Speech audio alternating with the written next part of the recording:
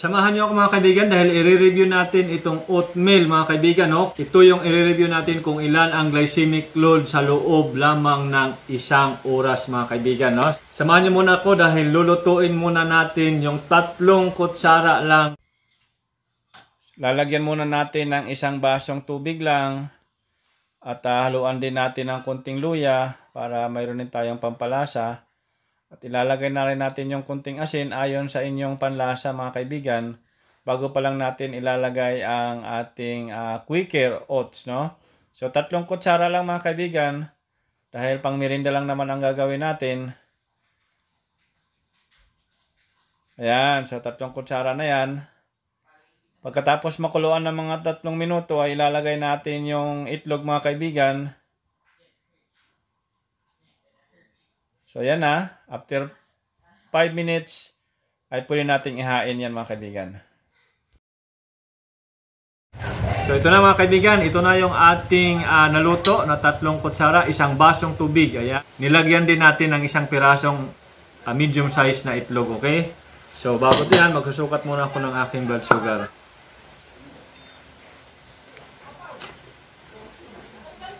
Yan mga kaibigan, yan ang blood sugar natin ngayong umaga.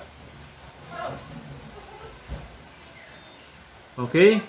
115 mga kaibigan, yun ang ating blood sugar dahil yan sa iniinom nating maintenance na Ganoderma at saka Spirulina mga kaibigan. Ayan. So, tics lang kayo mga kaibigan. So mga kaibigan, ito na. Ito yung 3 kutsara, 1 itlog at saka 1 basong tubig. Nilagyan ko ng kunting asin at saka luya. Yun lang. Kakain na tayo.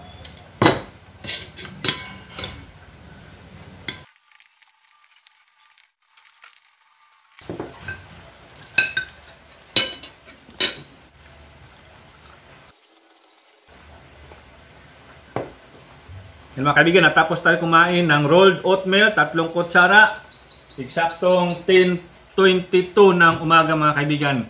Mamayang 11:22 mga kaibigan, susukatin ko, abangan nyo, dahil susukatin natin ang ating blood sugar. Kung ilan ang naging increase, no? Yung sa 3 kutsarang rolled oatmeal, no? So mga kaibigan, huwag nyo lang kalimutang mag-subscribe, mag-like, mag-share, mag-follow. Okay? Okay kaibigan, no? Naka 1 oras na tayo.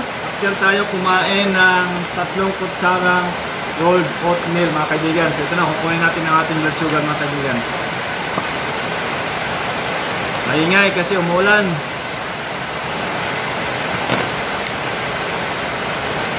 Yan.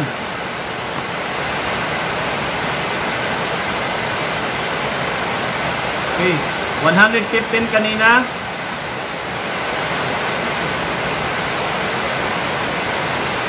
Ngayon ay 158 mga kaibigan. So ilan lang ang increase niya? 43 mg per deciliter lamang ang kanyang increase mga kaibigan. No? So pwede yan.